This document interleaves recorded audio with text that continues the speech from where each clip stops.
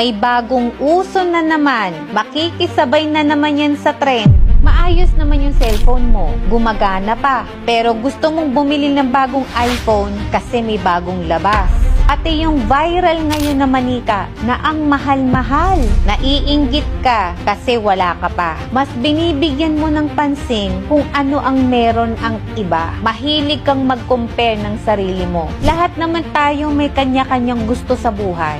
Hindi porket meron sila nun, trending, kailangan meron ka na rin. Kapag kinukumpara mo kasi ang sarili mo sa iba, mas lalong nawawalan ka ng value sa sarili mo. Hindi mo maa-appreciate yung achievements mo. Comparison leads to unnecessary stress and insecurities. Hindi ka kasi makontento kung ano ang meron ka ngayon. Tinatamaan ka na grabe, buti pa sila, may ganito, ang swerte nila.